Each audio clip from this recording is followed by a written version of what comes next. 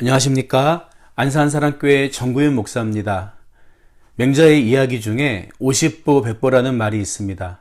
전쟁 중에 병사가 전쟁을 하지 않고 도망을 치는데 50보 달아난 병사가 100보 달아난 병사를 비웃으면 어떻게 되겠냐는 이야기죠. 신앙적으로도 우리는 모두가 빚진 자입니다. 1만 달란트라는 탕감받을 수 없는 어마어마한 돈을, 어마어마한 죄를 예수의 피로 씻음받은 사람들이죠. 그렇기 때문에 우리는 남들이 어떻게 신앙생활하느냐에 대해 관심을 가질 게 아니라 우리가 어떻게 하나님을 영화롭게 할 수 있는가에 대한 관심을 가져야 하는 거예요. 그래서 로마서 12장부터 15장 13절까지는 구원받은 성도가 어떤 삶을 살아야 하는가를 구체적으로 말해주고 있습니다. 먼저 로마서 12장 1절은 그러므로 형제들아 내가 하나님의 모든 자비하심으로 너희를 권하노니 너희 몸을 하나님이 기뻐하시는 거룩한 산 제물로 드리라. 이는 너희가 드릴 영적 예배니라. 이렇게 요구하고 있습니다.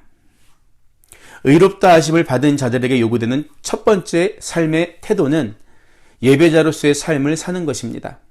하나님은 여섯째 날 인간을 창조하시고 일곱째 날에 안식하셨죠. 따라서 인간에게는 안식이란 다른 6날을 살 수 있는 힘을 얻는 원천이 되는 날입니다.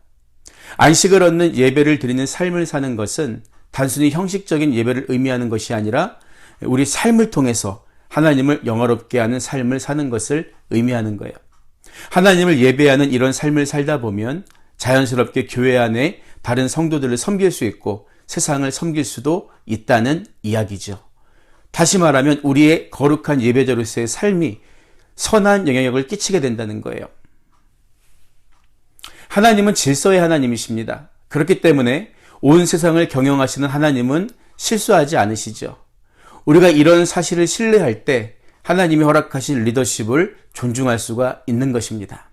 그래서 로마서 13장 1절은 각 사람은 위에 있는 권세들에게 복종하라. 권세는 하나님으로부터 나지 않음이 없나니 모든 권세는 다 하나님께서 정하신 바라. 이렇게 요구하고 있습니다.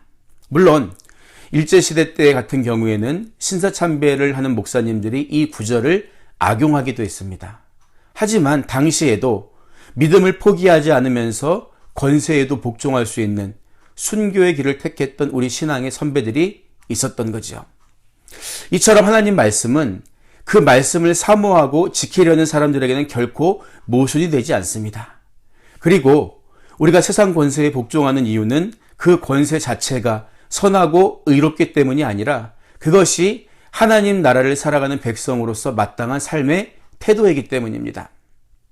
마지막으로 로마서 14장 10절은 하나님 나라는 먹는 것과 마시는 것이 아니요 오직 성령 안에 있는 의와 평강과 희락이라. 이렇게 권면하고 있습니다.